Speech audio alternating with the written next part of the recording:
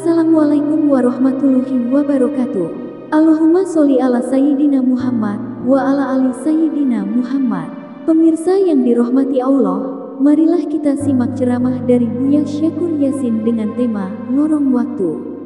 Sebelumnya marilah kita perbanyak sholawat minimal 1000 kali sehari, agar hidup kita penuh barokah dan mendapatkan syafaat kelak. Jangan lupa berikan dukungan kepada channel kami dengan memberikan super thanks seikhlasnya. Marilah kita doakan semoga almarhum Buya Syakur Yasin diberi tempat terbaik di sisi Allah dan amal ibadahnya diterima. Amin ya robbal alamin. Orang yang masuk dalam lorong waktu 100 tahun seperti baru kemarin. Ini persoalan waktu sekali lagi, bahwa tidak bisa dibohongi bahwa waktu ini mengikat kita. Itu ketentuan alam. Tetapi Allah bisa saja melepas kita dari kaitan waktu itu, sehingga kita tidak terikat dan hidup. Kita bebas di alam yang tidak terikat dengan waktu. Ini cerita tentang keajaiban-keajaiban. Persoalan toyul ardi, melipat bumi yang jauh jadi dekat. Kalau dari sini ke Mekah, kalau naik pesawat berapa jam? 4 jam. Yang lama tuh take off sama landing sama ngantri di tempat bagasi. Tapi di angkasanya itu hanya 4 jam saja. Iya kan?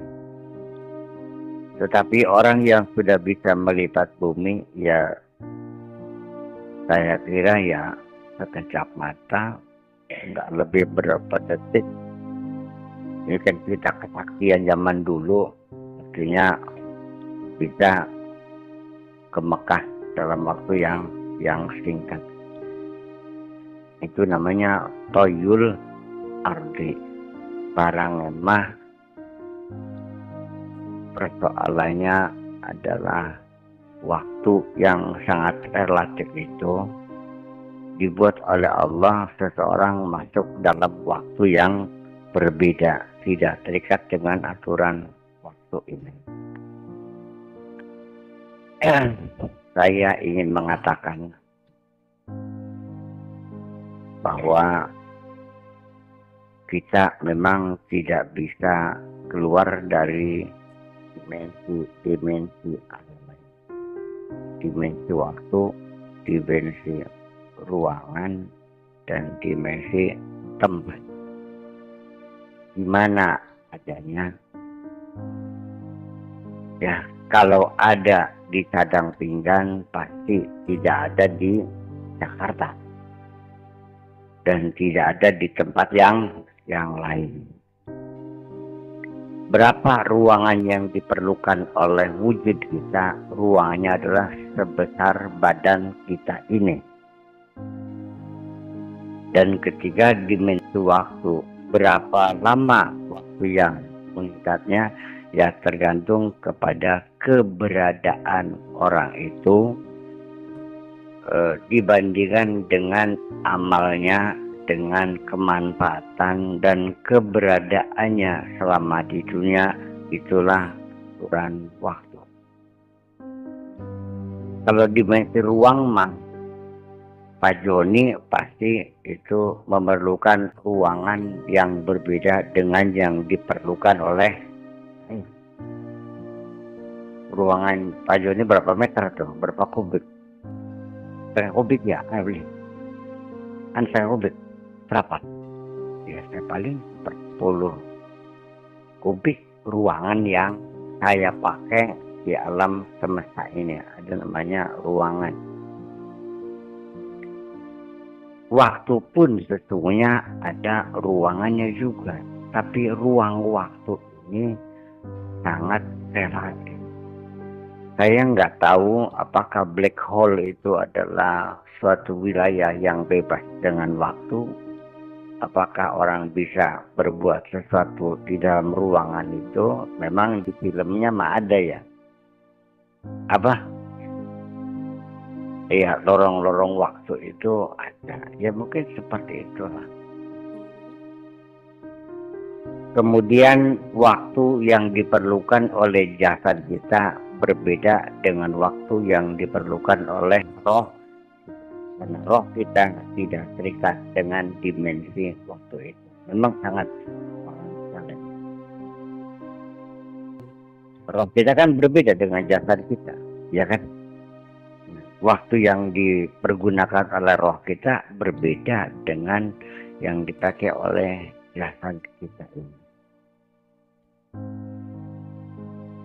Rohani kita ini bisa ke belakang, bisa ke depan waktunya, atau juga selaras sejalan dengan waktu jasad kita. Ketika roh kita terlambat di belakang, seperti hanya orang ngimpinya biasa adalah menelusuri masa-masa dulu kala, pada waktu dia masa kanak-kanak. Mimpi apa? Mengguri, roh adanya ke belakang. Ada lagi yang sejajar dengan waktu fisik kita, sehingga mimpinya adalah tadi siang nunggu pacar nggak ketemu, ketemunya dalam mimpi. Siang dagangan beli payu, ning jero ngimpine payu, karena itu kelanjutan daripada waktu kita memasuk dalam waktu fisik itu, jasad kita.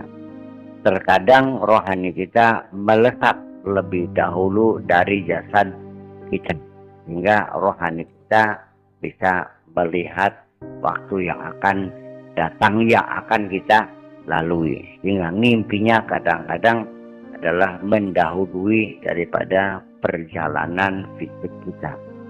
Itu penafsiran dari Sigmund Freud tentang takbir manam, takbir mimpi. Menurut Sigmund Freud, bahwa waktu kita kadang-kadang lebih dahulu daripada jasad kita. Saya punya pengalaman pribadi juga. Dan ini sudah saya ceritakan seringkali, tapi nggak apa-apa, saya ulang lagi. Ketika saya di Mesir,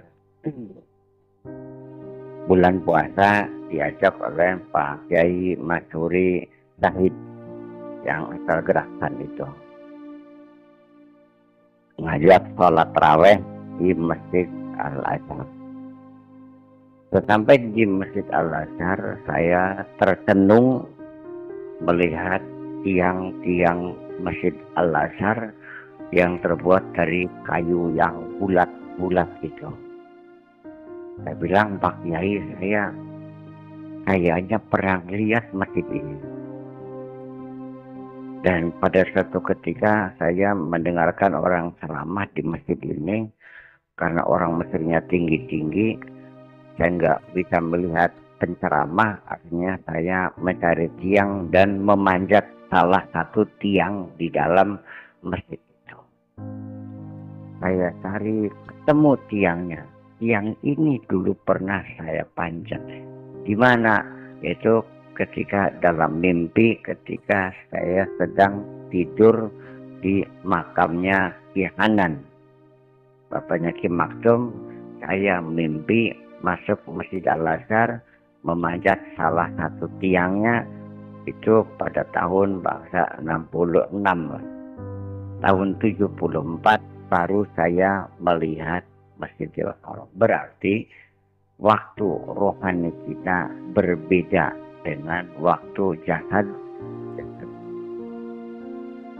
Memang susah saya menguraikannya, tetapi ya begitulah. Yang syukur-syukur pengen ngerti serok beliau wiskin angin ngomongnya, biar memberikan perbedaan waktu yang diperlukan itu. Oke, mungkin akan lebih sadar lagi Laron kan pada saat tertentu kan bisa mabur begini ya. Mabur beli. Tulis lare prodol beli. Tidak bisa mabur sampai tekang lar prodol tulis beli bisa mabur banding. Anda beli rong jam. Nggak sampai ya. Paling 1 jam lah. Dia sudah lepas sayapnya dan dia terjatuh dan mati. Berapa jam tuh hidupnya laron tuh? Hanya 2 jam. Cepat tak lambat. Hidup makhluk 2 jam. Cepat tak lambat. Cepat bagi umur kita yang panjang ini.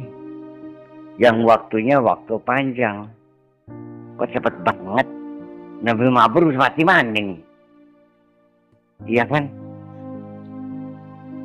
Masa kamu, waktu kamu juga ketika yang melihat itu jin yang umurnya lebih panjang, dia akan mengatakan kok betapa singkat banget umur manusia itu. Nembe totot mati maning. Sementara jin ngayun anak yang giyongan ki nyut layam boleh. Paham kan? Bebalik maning ka, lamun manusia ka lahir wis jenggoten. Udah bisa giyongan bae ukurannya jenggoten.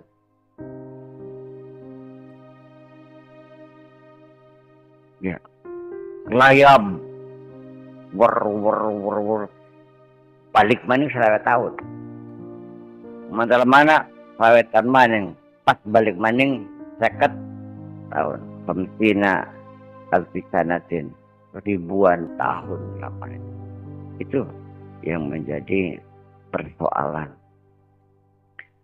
Apakah Anda bisa nggak keluar dari dimensi waktu? Bisa. Mengapa tidak? Karena waktu juga makhluk, ya kan?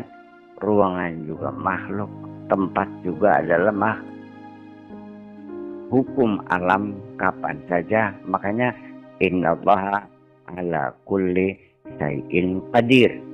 Allah itu apa saja bisa. Jadi ini menunjukkan kita juga bisa saja melepas diri dari dimensi waktu kita ini. Bagaimana caranya? Ya perlu belajar panjang lagi.